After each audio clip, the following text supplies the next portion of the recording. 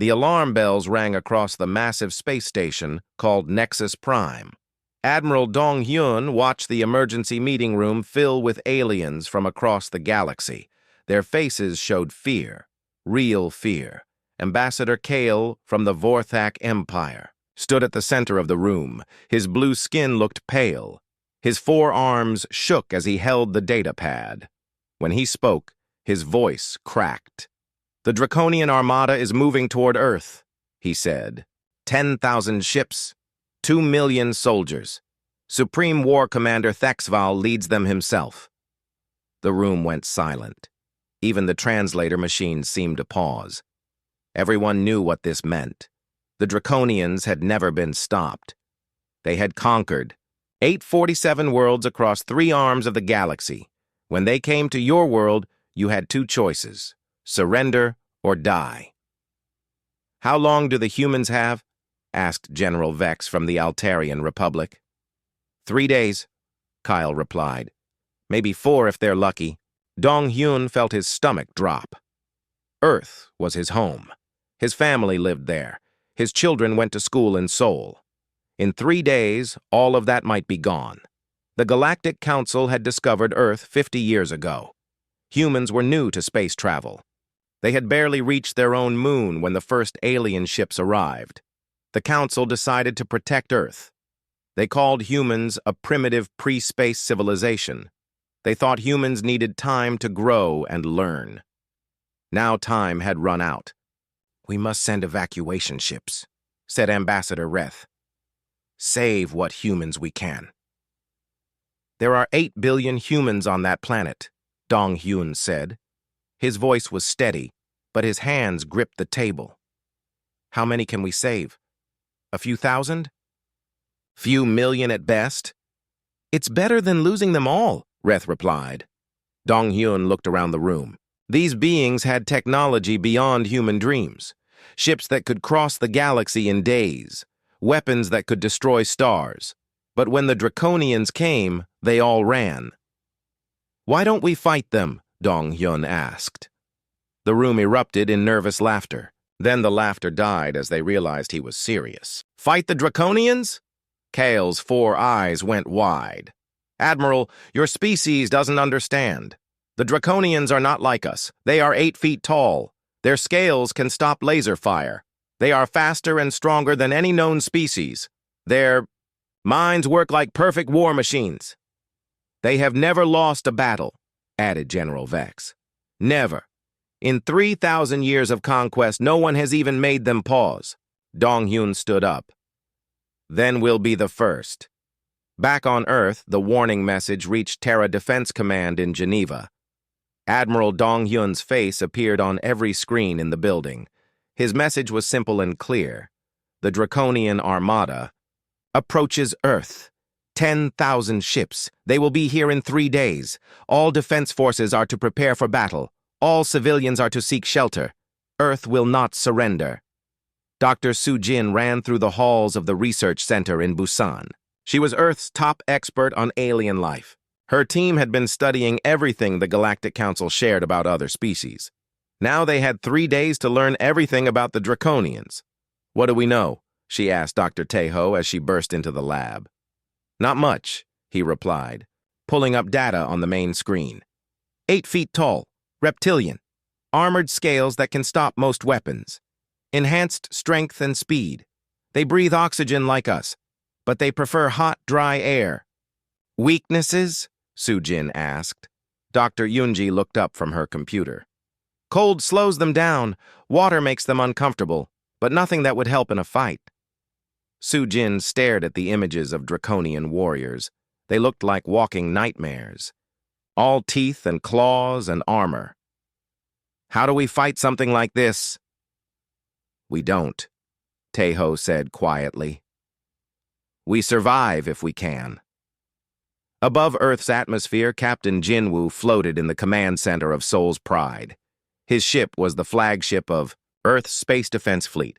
Around him, 199 other ships took their positions. Earth's entire space navy. "Sir," called Communications Officer Yu Jin, "we're getting signals from the other Council species. They're offering to take refugees." How many can they take? Jin Woo asked. The Altarians can take 50,000. The Vorthak maybe 100,000. All together, maybe 500,000 people. Jin Woo looked out at Earth spinning below. 8 billion people lived down there. 500,000 was nothing. It was like trying to empty an ocean with a spoon. Send a message to all ships, he said. We fight here. We fight for Earth. His weapons officer, Kyung Min, looked up from his station. Sir, our weapons barely scratch their shields. Our ships are toys compared to theirs. Then we'll have to be smart instead of strong, Jin Woo replied. On the surface, Colonel Min Ho gathered his Marines in Seoul. The city was being evacuated, but some people refused to leave. They said this was their home. They would rather die here than live somewhere else, Min Ho understood. He felt the same way. Listen up, he told his soldiers. In 3 days, maybe less, aliens are going to land in our city. They're bigger than us, stronger than us. They have better weapons and armor. They've never lost a fight. His Marines listened with serious faces. These were good soldiers. They had trained for war, but not war like this. So how do we beat them? Asked Sergeant Haiwan. Min Ho looked at each of his soldiers. We don't fight like them. We fight like humans. We fight dirty. We fight smart. We fight until we can't fight anymore. Then we fight some more. Across the planet, similar scenes played out. In New York, London, Tokyo, Moscow, soldiers prepared for battle. Scientists looked for weaknesses. Civilians said goodbye to their families. Nobody thought Earth could win. The Draconians had never been defeated. They were perfect warriors from a perfect military machine. But humans had something the Draconians had never faced before. Something no species in the galaxy really understood. Humans had the ability to fight when fighting was hopeless, to stand when standing was impossible, to refuse surrender even when surrender meant survival. The Draconians were about to learn what that meant. On the 3rd day, the sky above Earth went dark. 10,000 ships blotted out the sun. Each ship was the size of a city. Their weapons could turn mountains into glass. Supreme War Commander Thexaval broadcast his message to Earth. His voice was cold and mechanical. Humans of Earth, you will surrender unconditionally. You will submit to Draconian rule. You have 1 hour to comply. If you refuse, we will destroy your cities and take your world by force. The message reached Admiral Dong Hyun in the Terra Defense Command bunker. He looked at the faces around him. Fear, yes, but also determination, something the Draconians might not expect. He opened a channel to broadcast his reply to the entire Armada. Supreme War Commander Thexaval, this is Admiral Dong Hyun of Earth. We have received your ultimatum.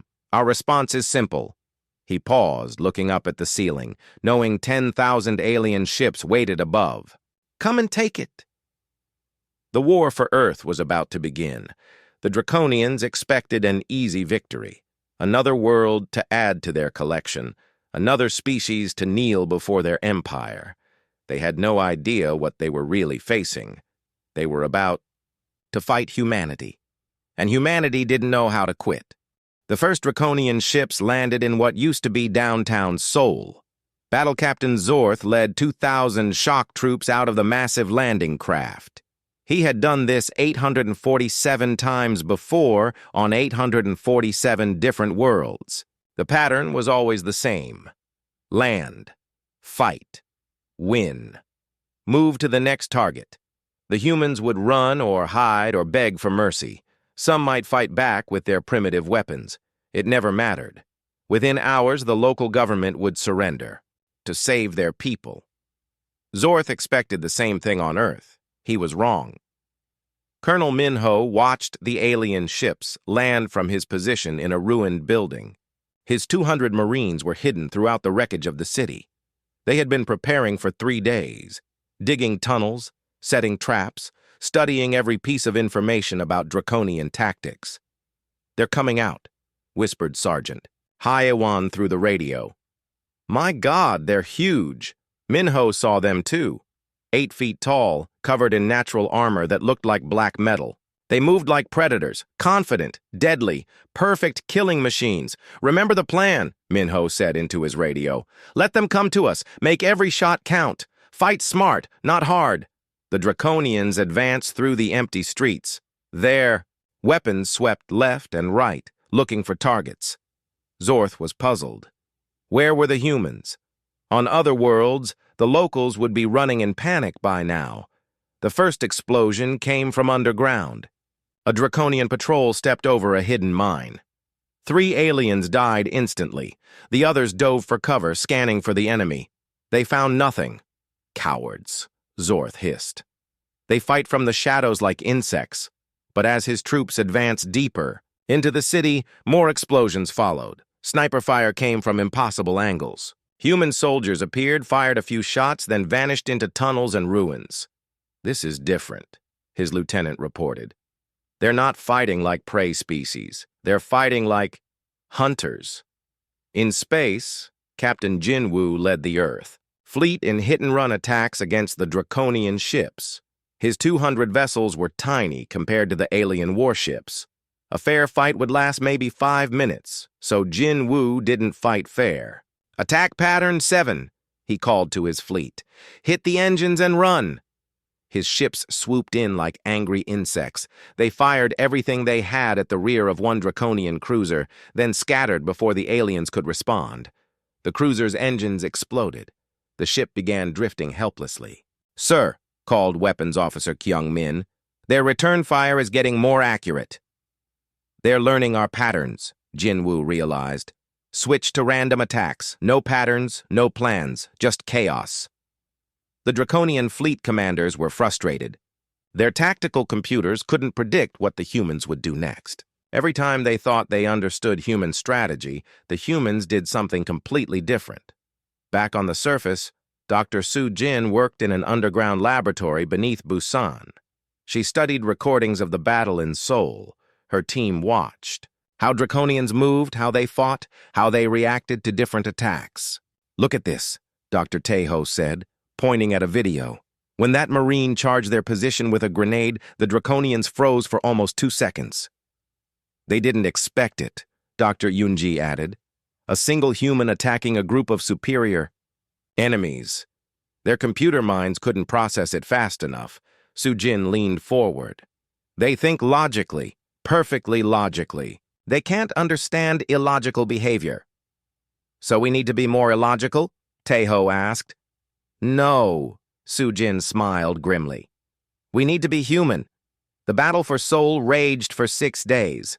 Colonel Minho's 200 Marines faced 2,000 Draconian warriors. By all logic, the humans should have been dead in hours.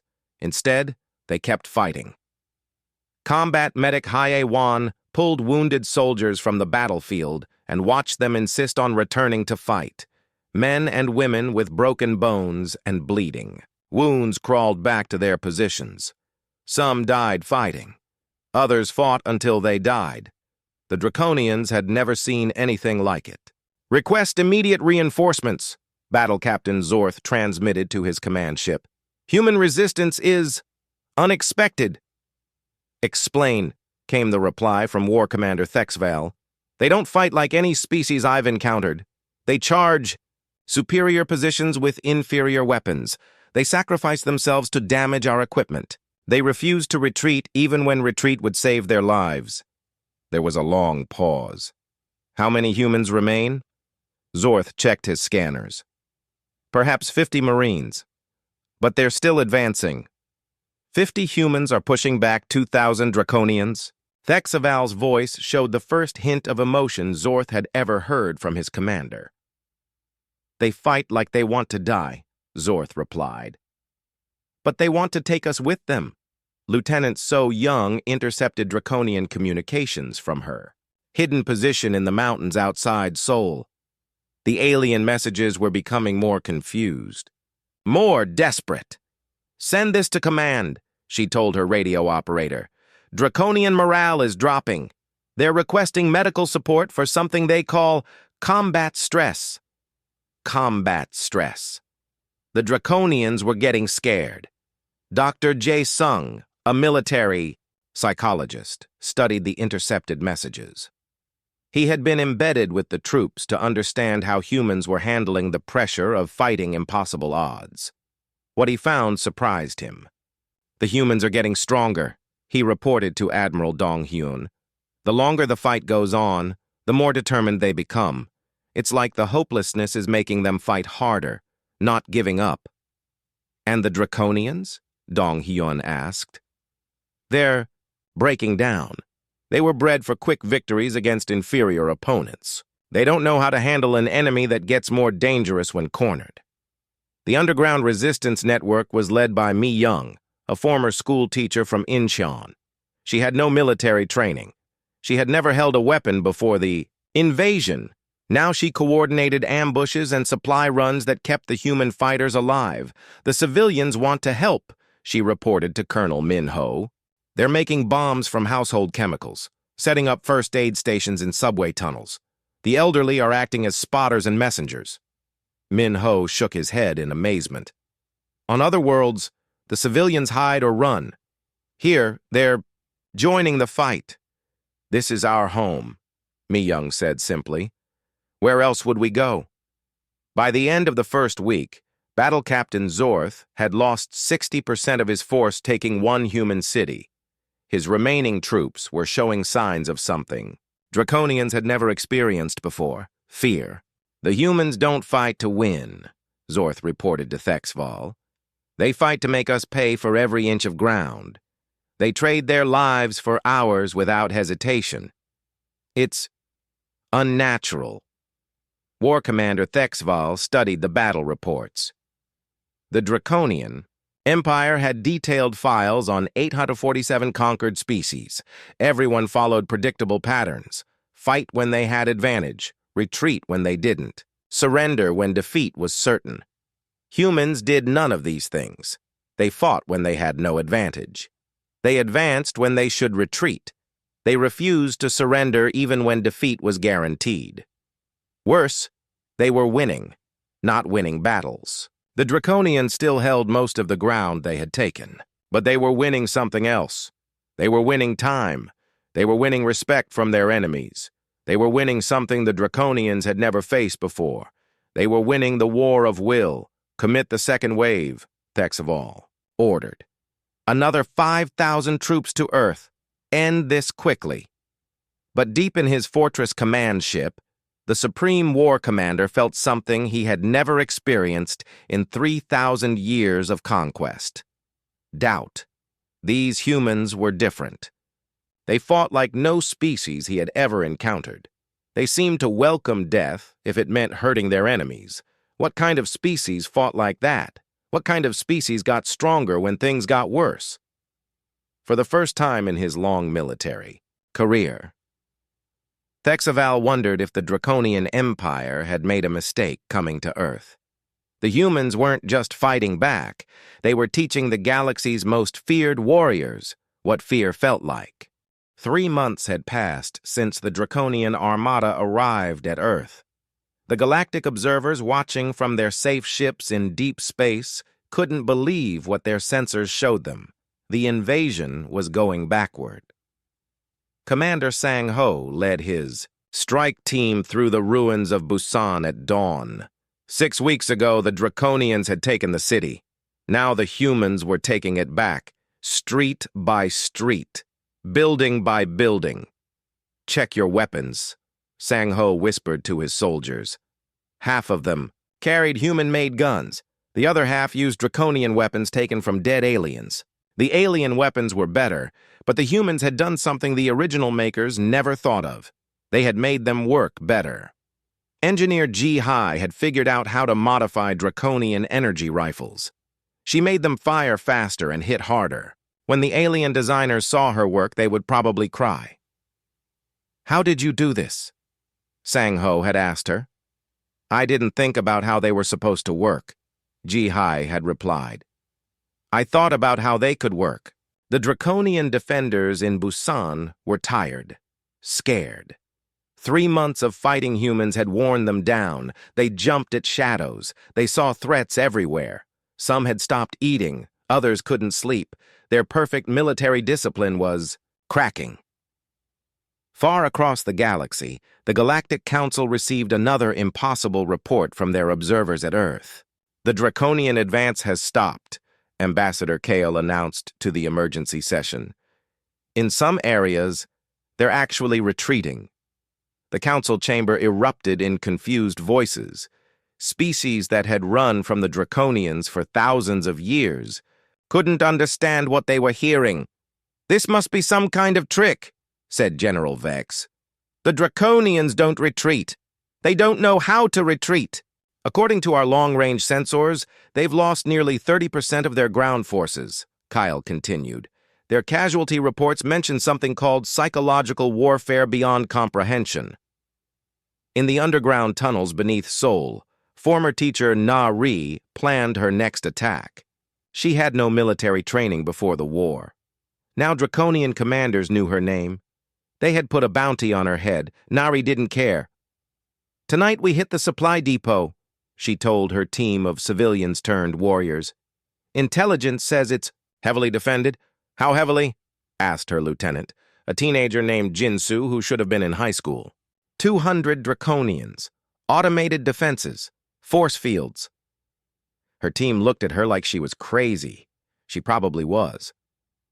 "We're 20 people," said Bo Kyung, an elderly man who had joined the resistance after the aliens destroyed his apartment building. "How do we fight 200? Nari smiled. "We don't fight them. We terrify them." That night, Nari's team struck the depot. They didn't try to win a battle. They tried to do something worse. They tried to make the Draconians understand that nowhere was safe, that humans could appear anywhere, that death could come from any shadow. They succeeded. Dr. Taeho studied the latest batch of Draconian prisoners at his research facility. The alien warriors were showing signs of severe stress. Some couldn't stop shaking. Others stared at nothing for hours. "What's happening to them?" asked Dr. Sujin.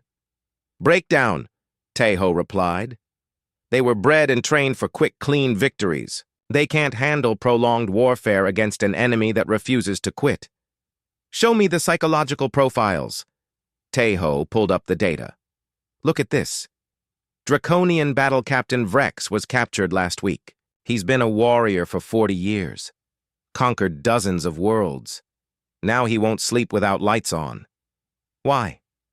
He says humans attack in the dark, that they become invisible, that they can appear inside locked rooms."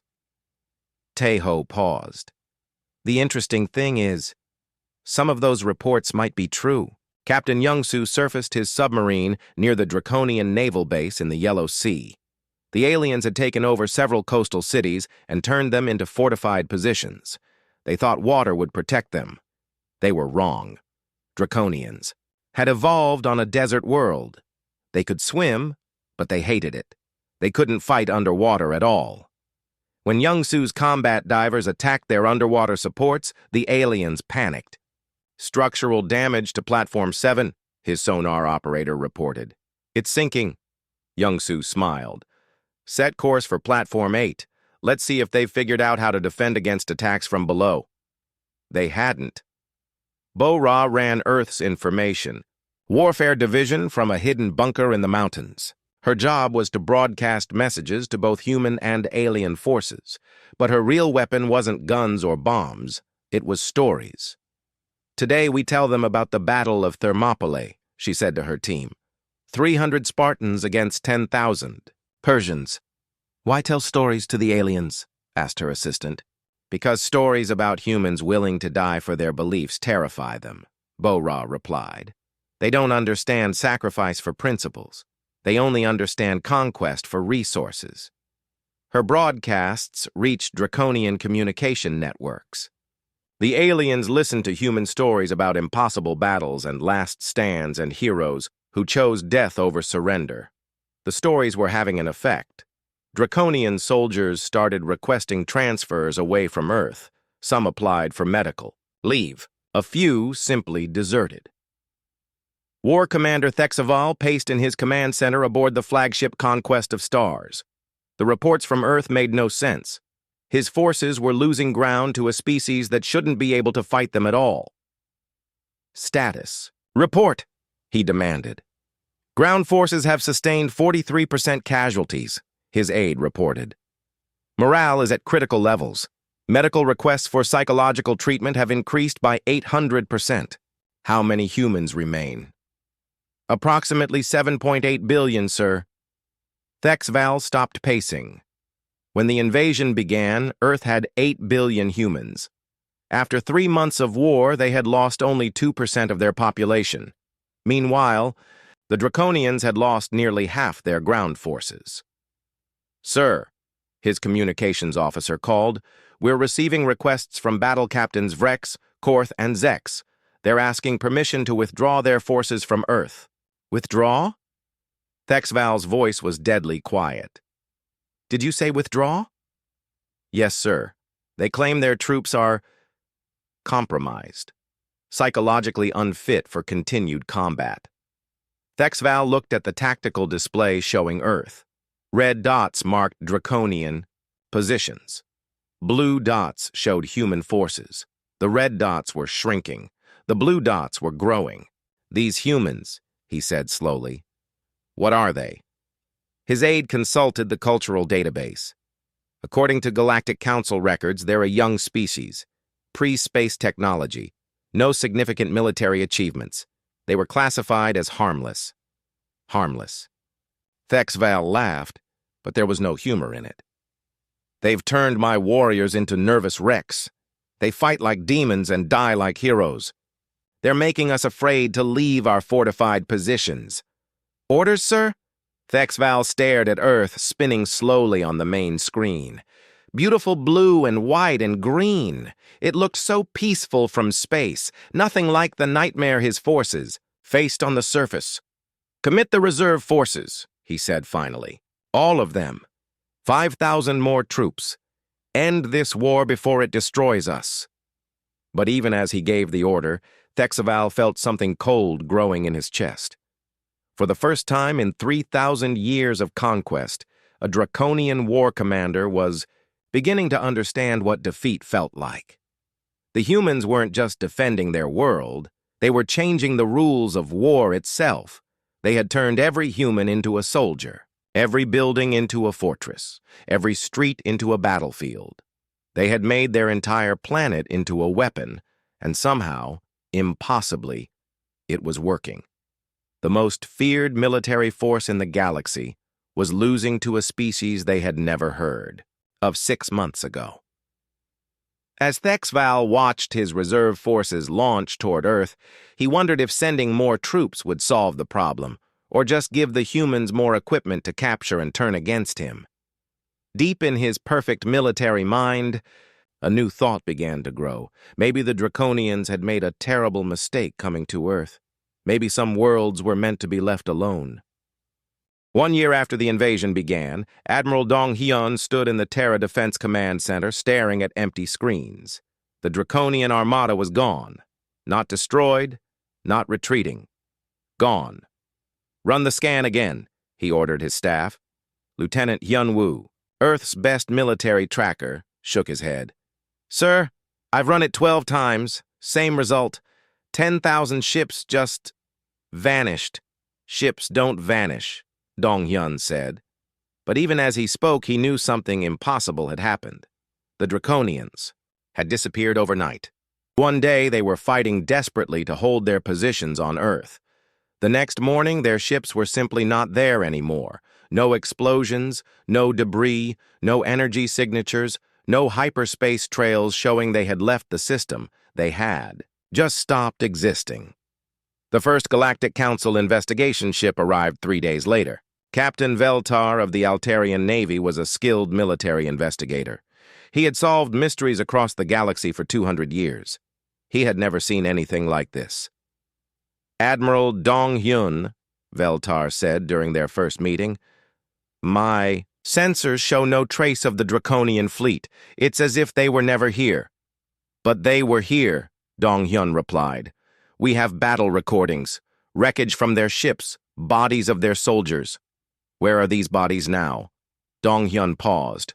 We can't find them. The investigation team included experts from 12 different species. Admiral Krex of the Centauri Coalition brought quantum scanners that could detect matter at the molecular level.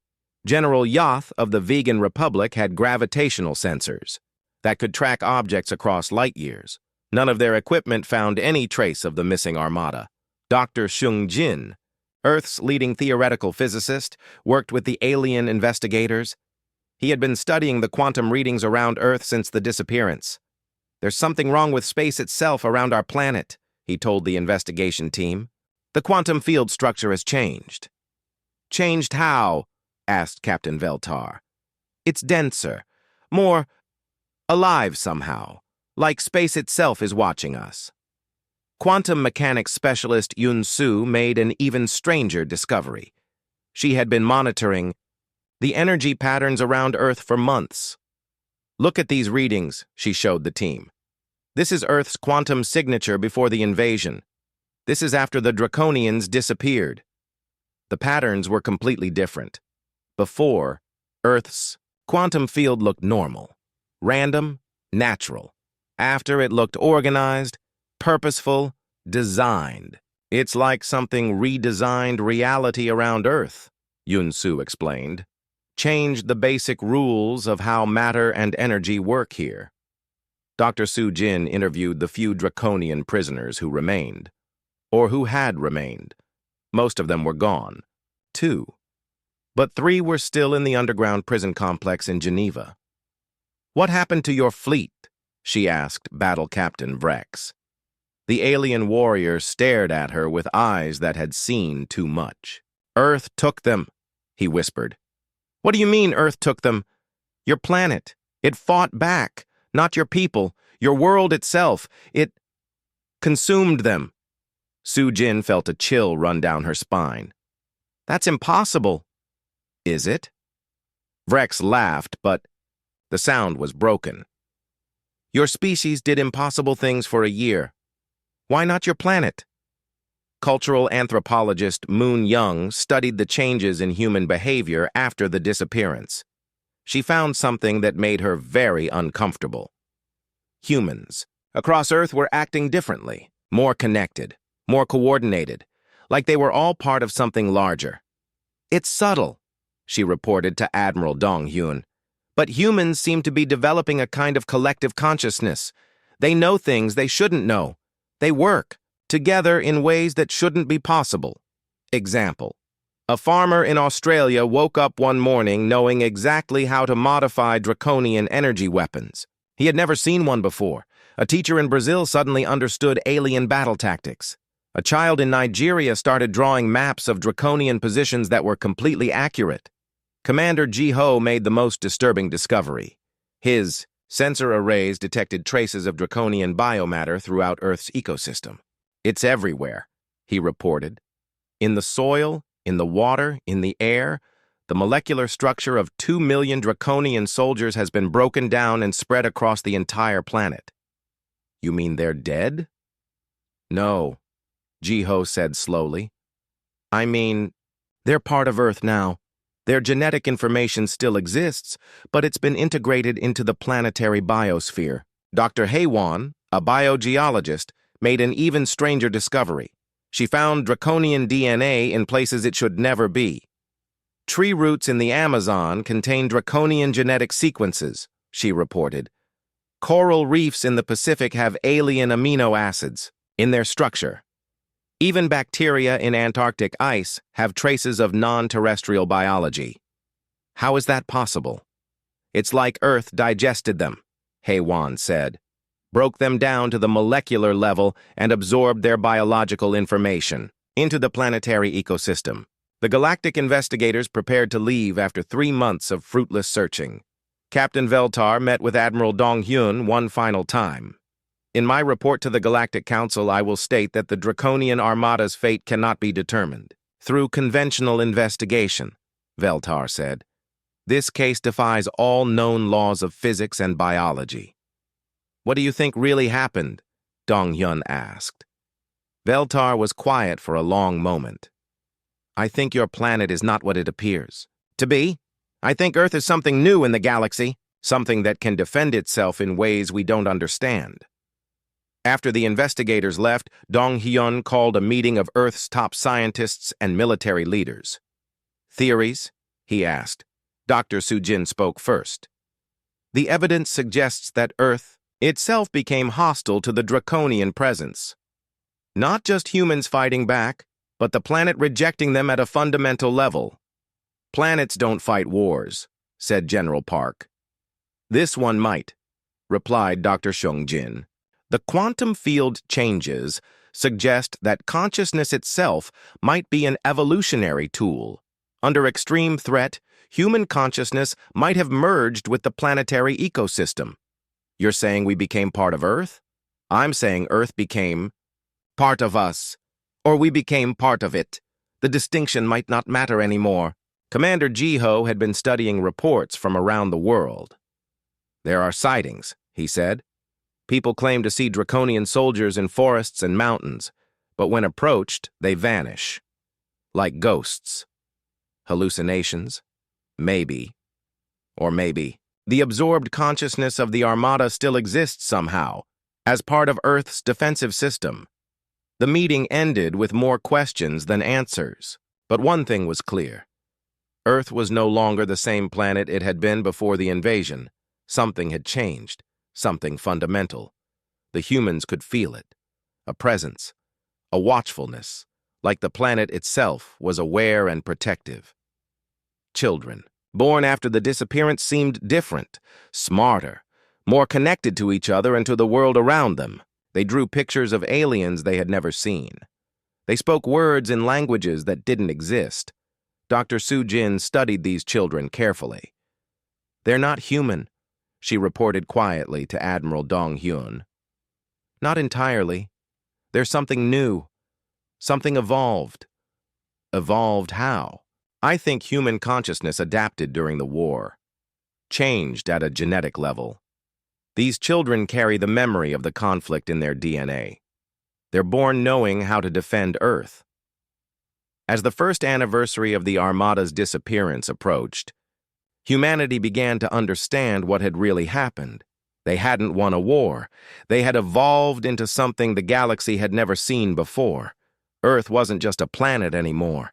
It was a living, thinking, defending organism, and the Draconian Armada hadn't been destroyed. They had become part of Earth's immune system. Somewhere in the quantum foam around the planet, 2 million alien warriors continued their patrol. No longer invaders, but guardians of the world that had taught them a new way to exist. The galaxy would never be the same, and neither would humanity. 5 years after the Draconian Armada vanished, the galaxy had learned to fear a new name, the Terran Federation. Ambassador Chang Min walked into the Galactic Council chambers, and the room fell silent. Every alien species represented there had heard the stories. Earth, the primitive world that had somehow made the galaxy's most feared military force disappear. Nobody wanted to test what had happened to the Draconians. The Council recognizes Ambassador Chang Min of the Terran Federation, announced the session leader. Chang Min stood at the speaking platform. 5 years ago, humans had begged the Council for protection. Now they were equals. Some would say they were more than equals. Thank you, Chang Min said in perfect galactic standard. Earth wishes to propose new trade agreements with the Vorthak Empire and the Centauri Coalition. The representatives of both empires quickly agreed. Nobody said no to Earth anymore. Director In Jung commanded humanity's first real interstellar fleet from the orbital station Terra Prime. 50 ships, each one incorporating technology that made galactic engineers scratch their heads in confusion. How do human ships move faster than our best designs? Admiral Krex had asked during a recent joint military exercise. We think differently about space travel, In Jung had replied. Your ships fight physics. Our ships work with it. The truth was more complex. Human technology had evolved during the war with the Draconians. It was still evolving. Ships built with human intuition and alien knowledge created things that shouldn't work but did. Dr. Su Jin published her research paper, Adaptive Species Evolution Under Existential Pressure, in the Journal of Galactic Biology. The paper caused chaos in scientific communities across the galaxy. Her conclusion was simple and terrifying. Humans had evolved during the Draconian invasion, not over millions of years, but in real time. Under extreme pressure, human consciousness had changed at a genetic level. Evolution isn't always slow, she explained to a gathering of alien scientists. Sometimes when a species faces extinction, it can change very quickly. Humans changed in months, not millennia. But how? Asked Dr. Veth of the Altarian Medical College. Fear, determination, the absolute refusal to accept defeat. These emotions somehow triggered rapid genetic changes. We became something new. Captain Wu Jin led humanity's first deep space exploration mission aboard the starship New Sol. His job was to make contact with species the Council had never encountered. The results were unexpected.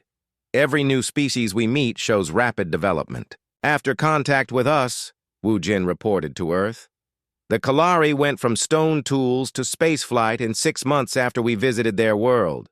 The Nexori developed advanced mathematics overnight. Why? Asked Director Injung. We don't know. It's like proximity to humans triggers evolution in other species. We're some kind of catalyst for advancement. The mystery deepened when long-range surveys discovered something disturbing. Xenoarchaeologist Si Wan found evidence of other disappeared invasion fleets throughout galactic history. Look at this. She showed her team recordings from ancient ruins. The Vextar Empire tried to invade a world called Kepler 442b 3,000 years ago. Their entire fleet vanished.